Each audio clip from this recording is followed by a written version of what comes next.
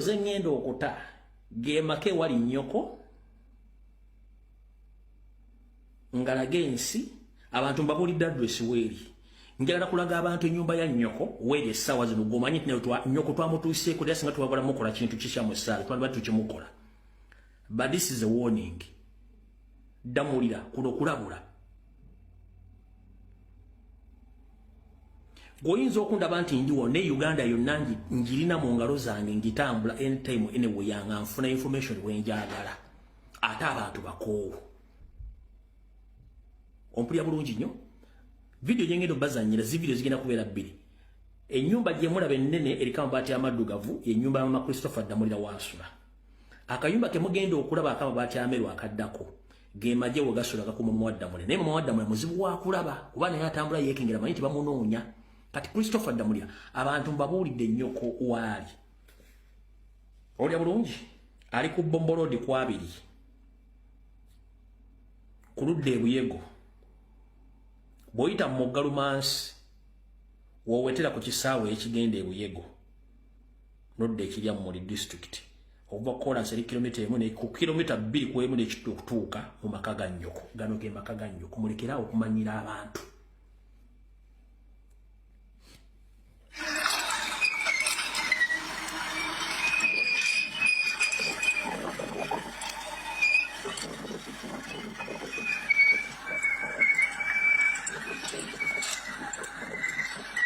todo nnyo wano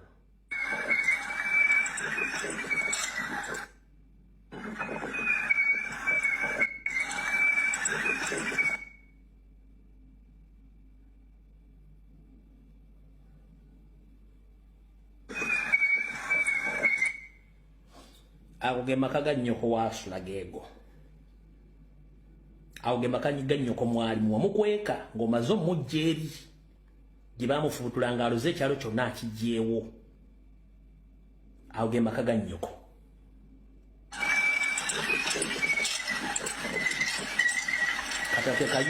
kano ke kayumba musula ab'amagye abakuuma nnyo mukulu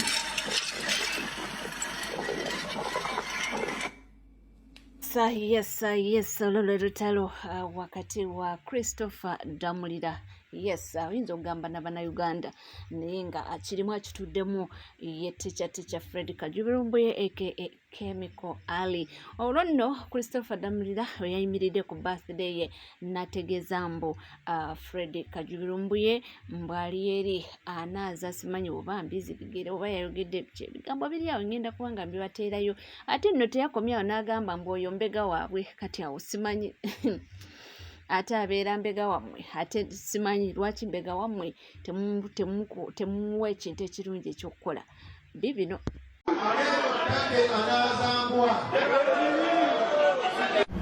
Jeno Damulira olutalo olutadde we tulwagala naye tusiba muntu yenna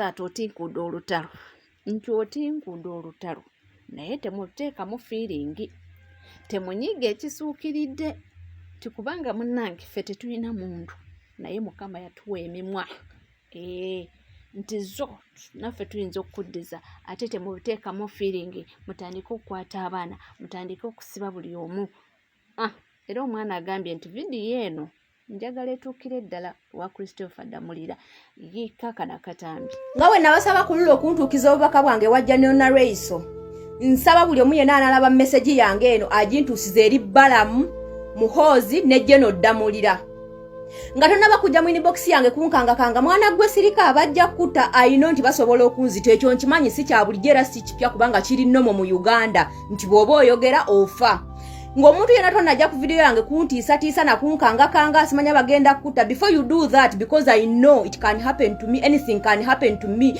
ku byenjogera ng'ekintu kyonna tekinnaba kugamba nti nno jjo ntiisetiise nsaba message yange eno entuukire ku basajja abo babiri before you kuntiisatiisa kukola ki just share my message entuukire ku basajja abasajja basatu Jeno Muhoozi Kene Rugaba CDF waffe Balamu Balugahale ne Jeno Damulira Balamu Balugahale otaddemu amaanyi mangi nnyo. By the way, I'm going to do this message in two language, in Runyankola and in Luganda. Baramba Lugahale otirema amaanyi mingi oli kwenda kushomesa abanya-Uganda patriotism and how to love their country, which is good idea. Konkana nyenda kubuza Baramu Barugahale, is kidnapping, killing, stealing taxpayers' money, is those actions shows patriotism? I'm just asking myself. Baramu Barugahale ndiyo nimbuze ebibuzo.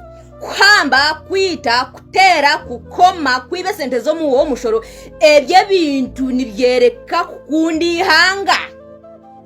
Baramu Barugahale, obubbi bw'ensimbi y'omuyiwu w'omusolo, okuwamba abantu, okubatokyalinga, okubatulugunya, okubabuzaawo, okubasiba, kiraga okwagala eggwanga, ebyo bikolwa byakwagala ggwanga.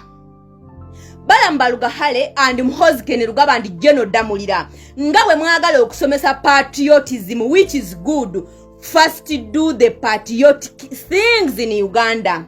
Just behave like patriotisms. Just behave like patriots.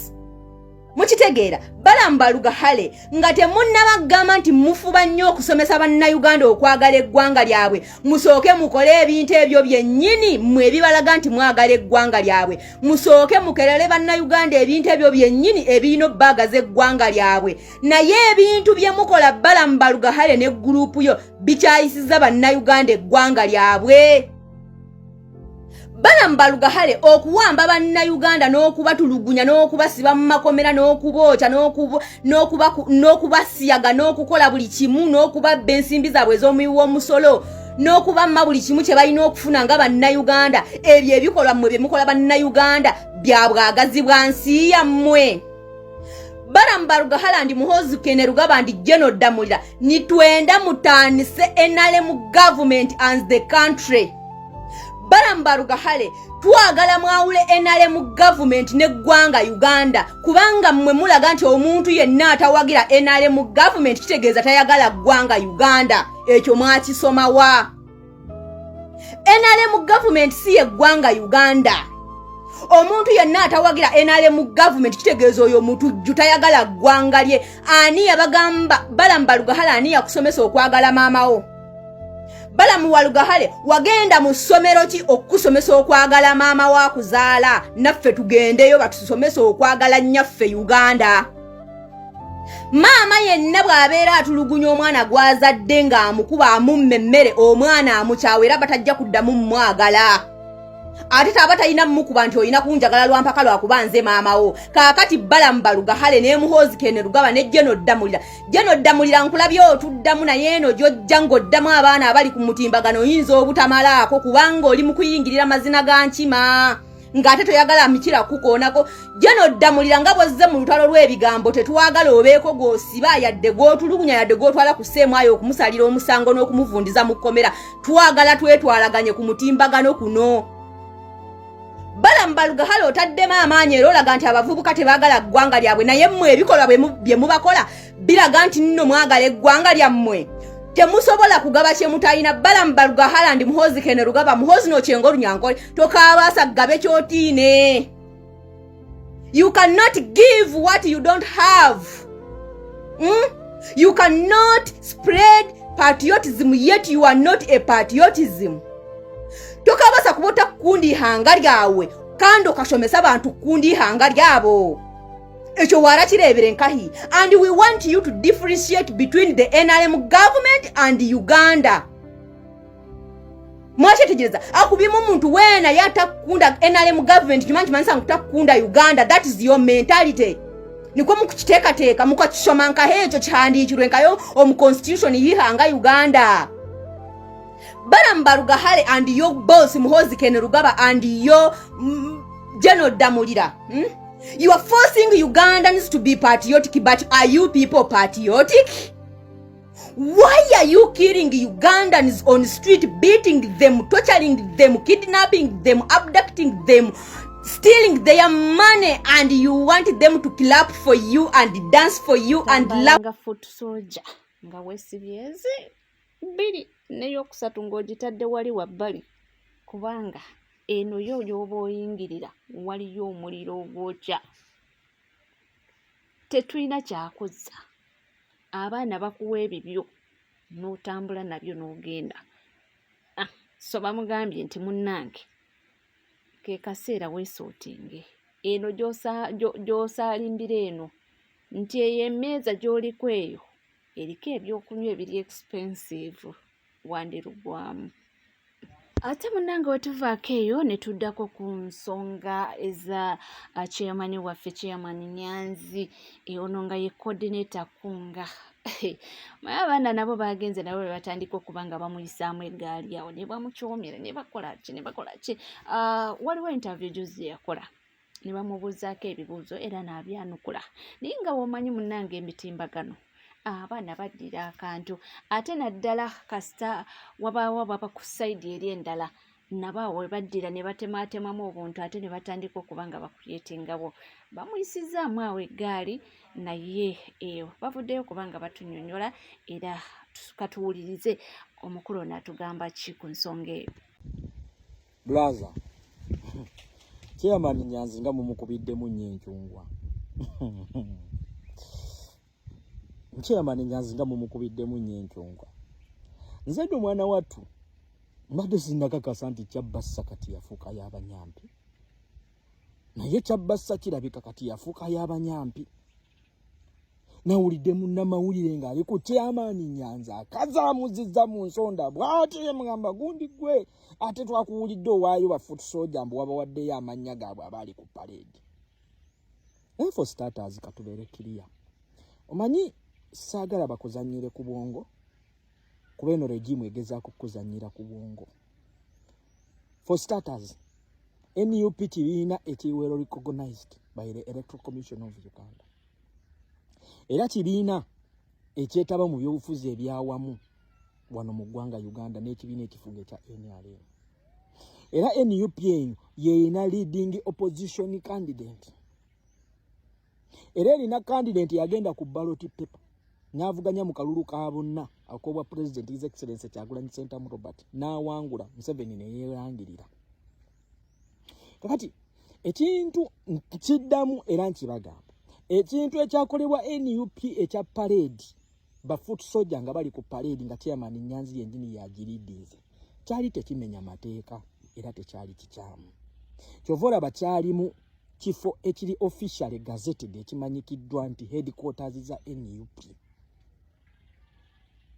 Singa kyakeera ku makya tekintu ekyo kyali kyakolebwa emagere ne kitateekebwa mu lujjudde state yokka n'ekisomola n'ekifulumya ekyandibadde kitegeerekeka. Kale katugeze singa kyagenda busaabala ne kitabeera onu kamera ne kisigala munda state yo n'ekifulumya kyandibadde kitegeerekeka kubanga obwo obusobozi ebulina. Chairman Nyanzi bw'oba nga baamuwamba nga bamubuuza ku bya parade era nakkiriza ti parade yo yali agiriidinze era agimanyiiko era n'abaalimu abamanyi era n'amannya agamu n'agawaayo si kikyamu. Era Chairman Nyanzi teyeetega kunenyezebwa. Ntakuddiremu si kikyamu teyabadde mukyamu era teyeetaaga kunenyezebwa kubanga gwe ssaabakunzi w'ekibiina kya NUP bwe bukya ku makya obutambi ne bufuluma nga wabaddewo parade patriotism parade yakoleddwa ku Kitebe nga gwagikulidde ne bakukwata abeeta b'ebitongole by'okwerinda ne bakuwamba ne bakutwala mu interrogation room ne bakubuuza nti yo parade wabadde ogimanyi n'ogyewakana ne bakubuuza nti abo abaana ababadde mu parade abo n'obeewakana n'ogamba tobamanyi. Nga gwe ssaabakunzi n'ogamba tobamanyi. Manyi kitegeeza omanyi nti busobola okkeera ku makya ne bagamba abaabaddeawo batujju. Omanyi nti busobola okkeera ku makya ne bakwatayo abaana babiri nga baba paledinze ne magazini z'emmundu oba n'emmundu zennyini oba n'ebibbomu ebikolerere ne bagamba abaana be bamu ku baabadde mu parade wali eri gye mwakuba eya birthday. Jjukira ssaabakunzi Chairman Nyanzi yagambye tabamanyi era n'amannya tagamanyi agabali awo. Kati bano agenda kugamba atya? Agenda beewakana bano era agenda bakakasa nti bano tebaali mu parade wali ng'ate yabagambye n'abakakasa nti buli yali mu parade omwo nali simumanyi era sibategeera bano agenda bakola bati bintu ebimu twabagamba byetaaga bwongo ekintu kyonna state kyeremezaamu omumwa n'olugalo manya waliwo ekiwunya so Chairman Nyanzi temumukomerera kyeyogedde kituufu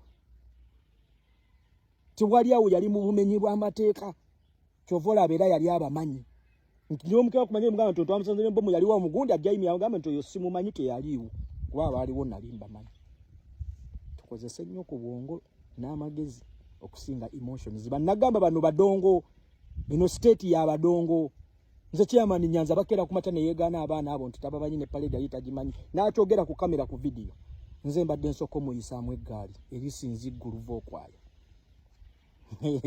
ensonga ndowooza azibanyonyodde bulungi omukulu era nga twabagambye nti ye coordinator wakunga ate era nga mwamulaba yali ekintu nga kirimu nnyo yali mu gundi ye eya white ate era epaledi eyo gye baakola teyali mu bumenyi bw'amateeka so tewaaliwo nsonga ng'evaako lwaki tabawa mannya g'abaana ekitegeeza singa yagaanira amannya ago naaba nga tagawaayo bandigambye waliwo byakweka ebitaliiwo era teriwo kikyamu kyeyakola mu kubanga yawaayo amannya g'abaana abo era tulaba nti buli kimu kyatambula mu mitendera era nti abamubulayiminga mu butuufu mwenoonyeza byamwe eyo tuveeyo tugendeko waliwo omwami avuddeyo n'agamba nti MC Cats temumwanya obudde nti alina abantu abamuteekamu omusembi sinakindi abamuli emabega mbu okubanga ate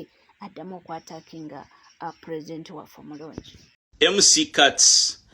MC Cats balamu ya mulimu ne Bebe Cool ne MC Cats twogere byama tutandike byama MC Cats milioni atano MC Cats njagala ojje ku live ne fie njagala MC Cats olete fie live atwale HIV test MC Cats fie waita HIV test I give you 50 million oyo mwana fie she was so talented fie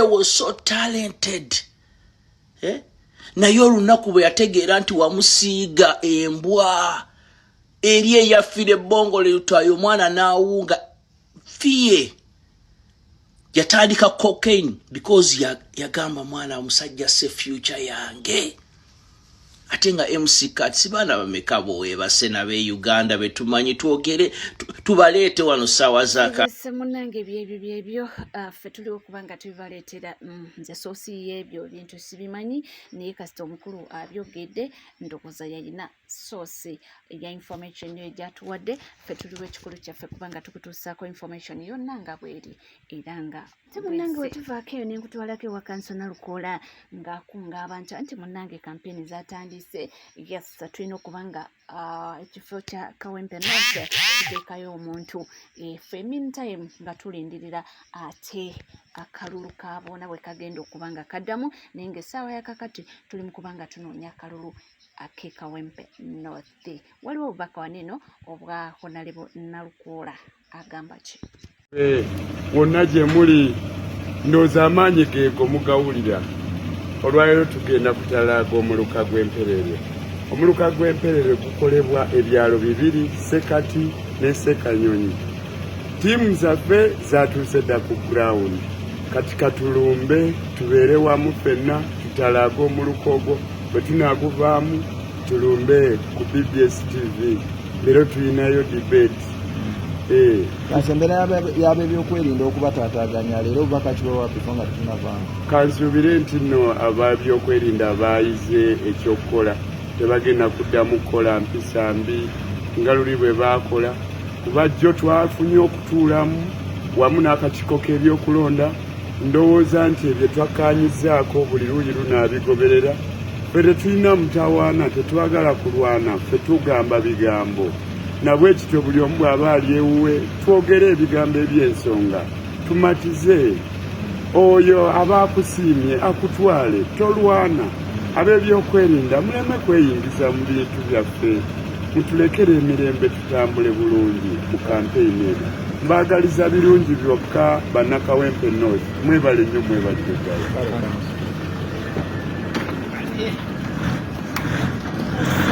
ebyo munnaffe tuli ku NCK TV kugamba kimu nti woba nga tona subscribinga kekadde subscribinga ringinga that notification bell sharinga likinga tulina amawulire mangi nnyo nyini ddala kugamba bugambe nti tuula butuzikalira nywera ebisigadde byonna nja kuba nga mbikuweera nja kuba nga mbikutuusako wona woli wona wesinzidde sigala naffe tovaawo